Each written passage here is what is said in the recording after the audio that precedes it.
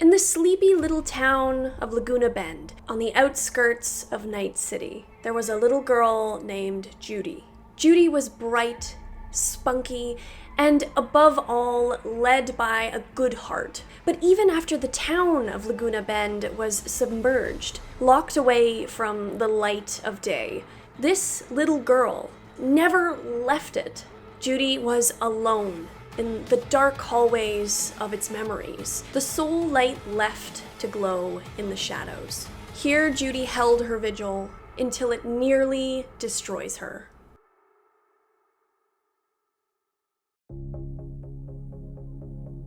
Judy grew up in Laguna Bend, a small town that used to be on the outskirts of Night City. While she still played with the other kids, Judy was still the bottom of the pecking order. The other kids never failed to remind her of her poverty and the fact that she had no parents to speak of. But Judy was unafraid of being herself. Her grandfather inspired her love of technology, which led to her becoming the genius braindance editor that we know her as. Based on entries you can read on her personal terminal, Judy is an expert techie, but she would much rather pursue her talents in an artistic, independent field, rather than sell out to a corporation. Judy has her principles in a place that tends to snuff them out. Judy's distaste for injustice stems from the fact that Laguna Bend, despite the fact that it was still a bustling town with plenty of people living in it, was flooded by corporate interests. Quite literally. Despite protests and people still wanting to live in their homes, the corporation that wanted to build a reservoir that would swallow Laguna Bend began the process of doing so. Things got bad enough that the company was conducting a smear campaign against the residents of Laguna Bend, calling them political dissidents, even though they were just trying to defend their homes. One of the worst incidents during the protests was when a Laguna Bend resident climbed on top of one of the cranes. The crane operator was ordered to continue construction, and in their attempts at trying to remove the protester by force, they lost control of the crane's payload. It crushed one of the homes below with a family still inside. Even with the good intentions of that person who climbed that crane, filled with passion, grief, and a sense of justice, this was not enough to actually change anything. All it did was lead to the events that killed even more innocents. One less family to protest the corporate interests that were inevitably going to win here. What are good intentions in a city that doesn't even register good versus bad? In Night City, might equals right, and that is what happened with Judy's childhood home. Judy took from this instance the truth of injustice in Night City, and from here on out, resolves to live her life in defiance of the uncaring values that were rampant around her. In Judy's mind, if she can do good, she should. The only problem for her was figuring out the right way to do that good. And this is also where Judy begins to sink deeper and deeper into a reality far too cold for her fiery heart.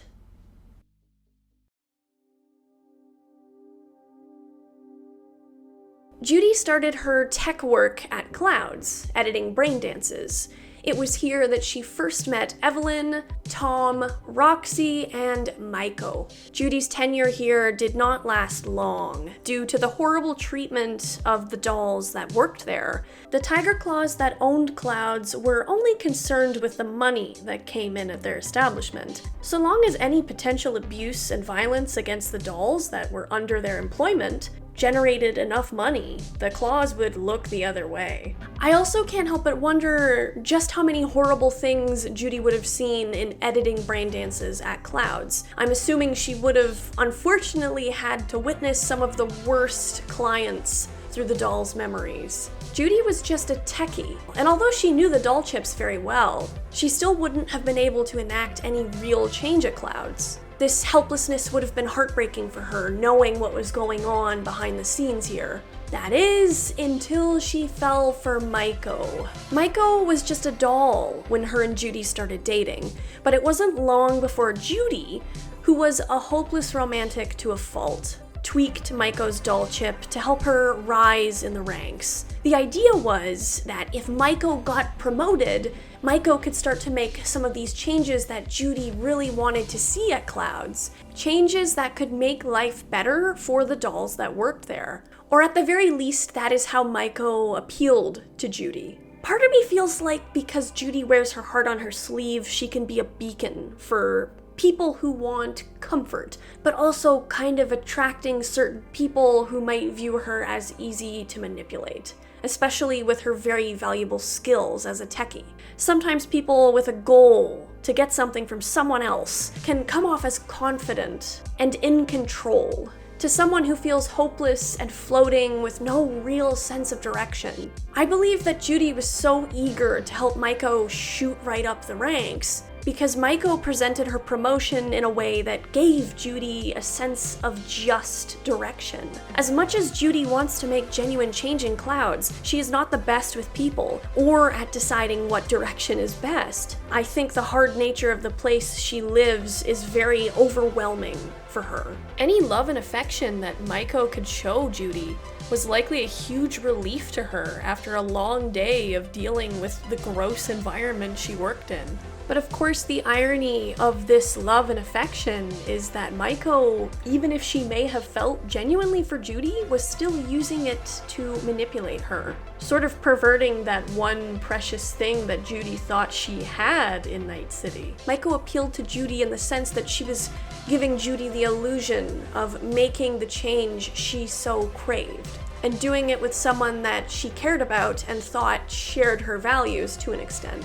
As time went on, even after Maiko was promoted, her promised changes were few and far between. For a while, Maiko could blame the higher-ups at Clouds, she could blame the Tiger Claw bosses, and say that she was getting to it. Meanwhile, Judy decided to leave Clouds to join the Mox, a gang run by Joy Toys for Joy Toys. While Judy still kept things on with Maiko, she would rather use her talents to help people, where all the money from these brain dances that she was tuning would at least go back to the performers and to the members of the gang that worked the streets. But Judy soon began to realize Maiko's true intentions. As someone who only sought power for herself, Maiko did not share Judy's immense sense of right and wrong. And from all the dolls Judy still kept in touch with, she realized that nothing at Clouds was changing and nothing was going to change. The only real change was Maiko, who was getting far more money and luxury from the work that the other dolls were now doing. This realization shattered Judy, but the pain of realizing Maiko's manipulation of her and the loss of their breakup was a lot for Judy. Adding on to this is when some friction developed between Judy and Susie Q, the Mox leader. On one hand, Judy wanted the Mox to help every Joy Toy that needed it. She would invite countless unaffiliated to seek protection and assistance from the gang. Despite the passion of the Mox's members, the Mox really don't have much to throw around in the way of resources, and Susie Q knows this. Susie and Judy began to butt heads over their goals. To Judy, Susie's reluctance to help every Joy Toy that needed it was unfair and unjust. But for Susie, the cold reality is that the Mox do not have the resources to realistically do this. The Mox are just managing to support themselves. This was yet another moment of Judy's own black and white view on the world being shaken. Judy had been manipulated. She'd been used and let down by her own ideas of promise and change. For Judy, what good was any of the things that she had done for other people? Any flicker of hope was always extinguished for her in her quest to create change. So, when Evelyn Parker came back into the picture, begging for help, Judy couldn't resist.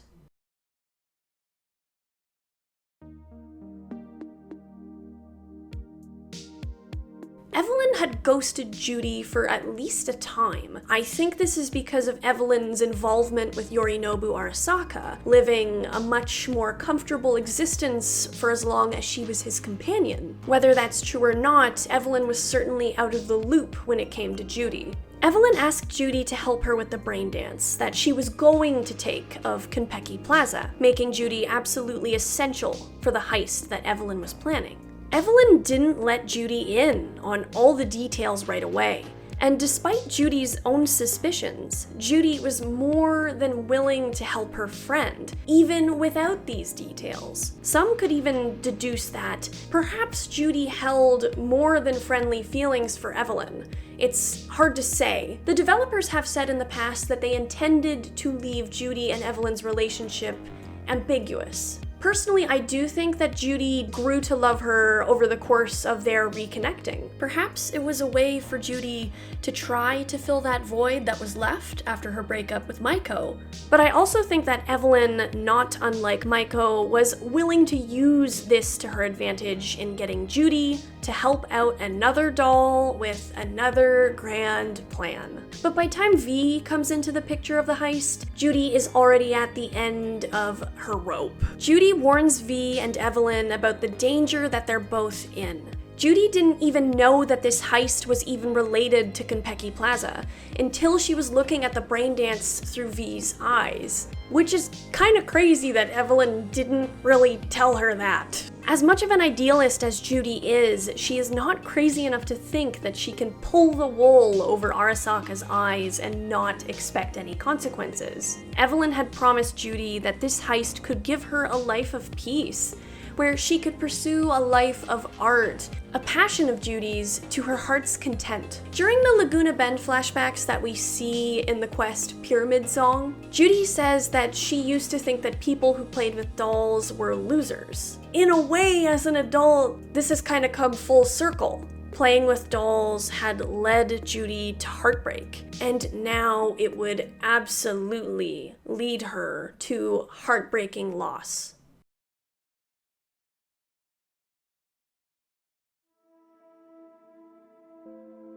After the heist ended in catastrophe, Judy and Evelyn had a falling out. Yet despite this, after not hearing from her after Ev left for Clouds, Judy becomes incredibly worried about her. Once V discovers the truth of what happened to Evelyn, V and Judy go on a wild goose chase through Night City trying to find Evelyn, and they are eventually successful. However, they are too late to save Evelyn from the horrors that she has endured. Judy was incredibly brave and devoted to finding Evelyn during this mission. I think it's safe to say that Judy is not the most combat experienced person in Night City, so the fact that she was willing to dive into the scav hideout to find her with no hesitation says a lot about her character. And Judy is, despite the circumstances of their parting, devoted to caring for Evelyn after all is said and done. Judy even scrolls Evelyn's memories to try and piece together the whole story. Judy also sees that Evelyn was still thinking of her and the words that they shared when they last parted. Despite everything, Evelyn was still thinking of Judy and how much she regretted their last words. Judy cares for Evelyn right up until she takes her own life, and Judy is devastated by it. Regardless of the potential nature of her feelings, in Evelyn's death, Judy saw yet another innocent brutally tortured by Night City. The child still stuck in Laguna Bend sees yet another ruin sunk to the bottom of this lake.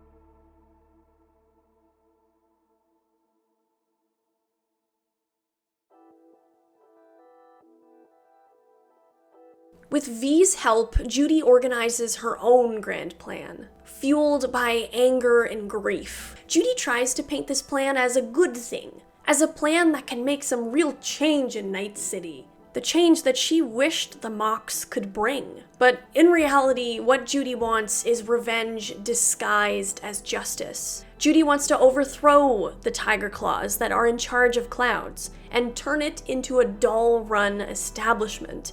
So, Judy goes to Maiko, proposing her plan to her ex. In Judy's mind, together they can finally make those changes that Maiko had once promised her she would make. Maiko is cold enough to know that this plan is doomed. It will not turn out the way Judy wants it to, no matter what.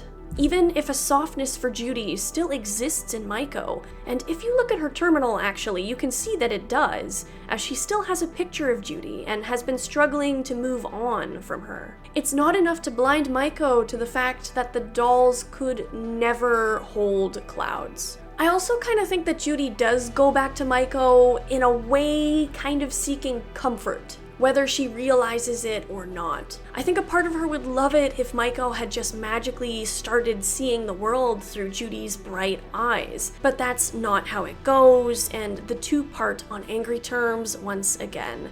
Judy still dealing with the pain and suffering of her grief. But Maiko does appear to change her mind. And not long after, Judy gets Tom and Roxy in on her idea of a hostile takeover. As Judy tries to present this plan, even Johnny is annoyed by it. Even he can see just how this will all end. With V's help, Judy and the dolls manage to grip Clouds in a chokehold. They brutally take out Woodman, the Clouds manager who had assaulted Evelyn while she was comatose. Even after this, Judy is shaken. Not out of regret for getting rid of Woodman, not at all, but because Judy is just beginning to realize the fact that no amount of revenge will fill the void that all of this tragedy has punched inside of her. Everything else goes according to plan after this, at least until Maiko shows her hand. Maiko basically uses this as an opportunity to coerce the other Tiger Claw bosses to let her run Clouds for them. There's only really two endings to this plan of Judy's. One being that if V does kill the Tiger Claw bosses, they will inevitably come back in full force and wipe out a lot of the dolls at Clouds and take it back. The other ending is that Maiko does continue to run it, now officially, and absolutely nothing changes. Following Judy's specific plan is arguably the worst ending. Letting Maiko take over for the Claws is the most sobering end of this quest for Judy, and the one that avoids the most bloodshed. Not only was her plan for revenge used and manipulated by someone she had once loved, again, Judy fell for the great deception of Night City that Evelyn had fallen for. That he can gain and retain control of anything. In a heartless city where there are no rules, no standards or rights or wrongs, Judy's own idea that good will triumph over evil is false. Judy's own rage and grief was not sated either. If you take Maiko's bribe to walk away quietly, Judy leaves you for good and never speaks to you again. She still has her principles despite everything, but Judy is left angry and confused and alone. But should you remain true to Judy, rejecting the blood money that Maiko offers to V, Judy simply says that she needs time to herself and walks away. All her life, Judy has lived in a world of black and white. She has refused to see it any other way. But as she leaves V behind, the neon Night City looks a bit grayer than usual.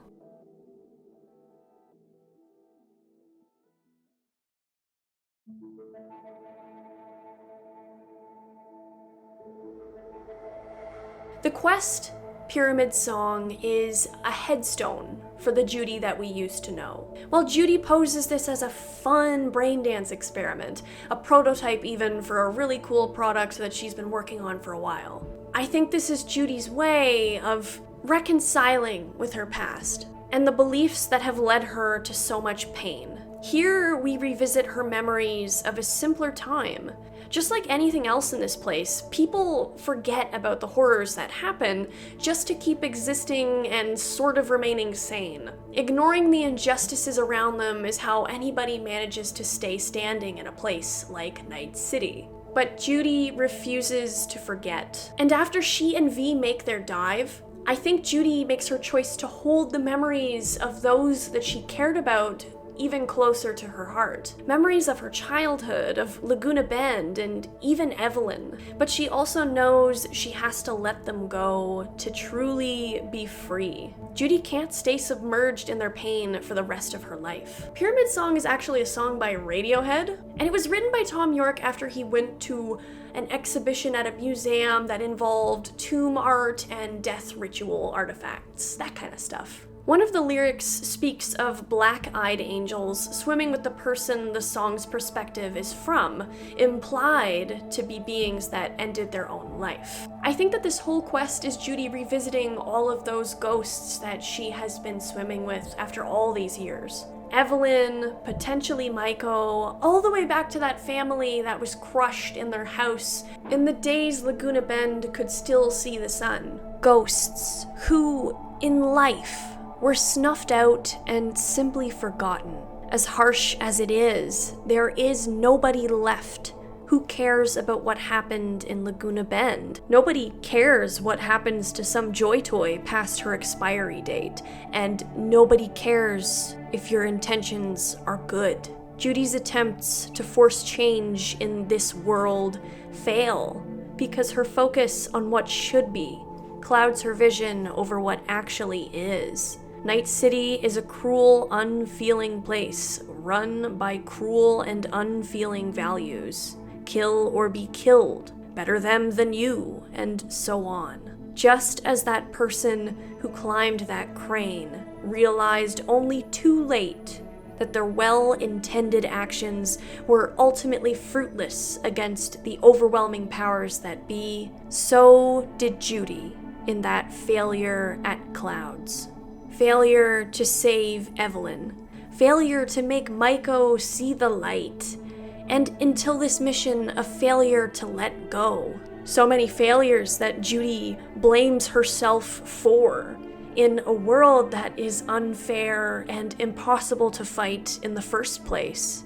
For all of these people, Judy has been carrying the pain of their loss and the nature of their loss. And I think she comes back here to finally emerge from these dark waters as someone who is willing to move on and to continue living, to keep hope, but to not sacrifice herself to do so. Judy knows that she can't really leave Night City until she lets go of the mad cycle it was washing her through. And finally, at long last, with V by her side, Judy finally does this. She finally lets go. I also don't think it's a coincidence that this funeral-esque quest takes place in part in a church, where Judy can say that proper final goodbye to those ghosts that she knows all too well. And to top it all off, I think it's really sweet that they decided to allow Judy to be able to save somebody she cares about at long last, by saving V when the relic malfunctions, and otherwise V would have drowned.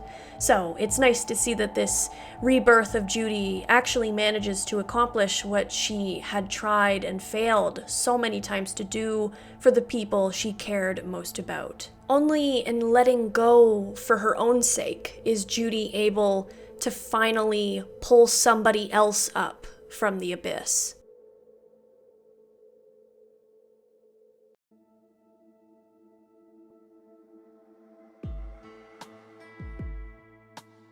I want to end this with my own thoughts on Judy's romance, and why I think that while it is absolutely the best romance in the game, and I almost feel like it's the canon romance in the game, I think it's still the worst option for Judy. I think that Judy should absolutely leave Night City. For her to leave, and while it could be viewed as a bleak symbol, like her finally emerging from Laguna Bend once and for all, I think it is also one of hope, of rebirth. And even if Judy has a very fiery personality, there is water symbolism packed into every part of her character and her questline. It is in her tattoos, it is in her backstory, it's her fish tank in her apartment, it is the general theme of her art, her quest called Pisces. Somebody even said, if you know things about horoscopes, she is a stereotypical Pisces, which I thought was very funny. And I think attaching the meanings of rebirth, rebirth and carving a new path and renewal and that kind of thing is a really nice sort of tie-in to what I personally think is the fate that Judy deserves, being able to move on like a river.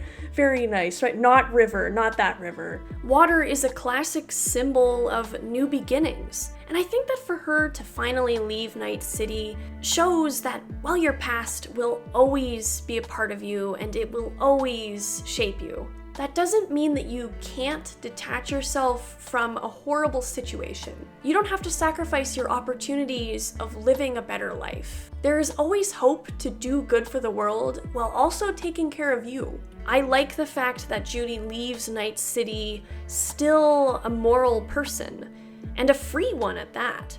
She understands now that she cannot change everything wrong with this world, but she can make a difference in the lives of those she cares about. She can build a life for herself and pursue what she loves, and still make a positive effect on the world. Bearing the weight of other people's happiness is just not gonna work. At the end of the day, you gotta put your own oxygen mask on to help other people put their oxygen masks on. You know, the old airplane statement. And I think that's what Judy learned. And I also want to say that I still don't feel that even when you leave Night City with the Aldecaldos and you get Judy to come with you, that still doesn't feel like a very fulfilling ending, at least in my opinion. Like, if you're talking best ending for V, I think that is absolutely the best ending for V. But I feel like that is almost like Judy letting V kind of choose the direction her life should take. Whereas I think for Judy, what she needs to do is to finally just choose a direction for herself, and if that is to leave Night City and go exploring and eventually settle down with Bianca, that's great. I think that is the ending that she needs, even if it's not the best for V. And I think V is far too chaotic and deep into the Night City life to offer her what she deserves. I think that the Phantom Liberty ending is the best possible ending for Judy. In this ending, she leaves Night City for good, and she is happy. She lives in peace with a woman who loves her wholly. And as much as Judy may have wanted all those things that she cared about to matter to the rest of the world, things are not always so black and white. And that she is not the one who has to bear the weight of the world on her shoulders.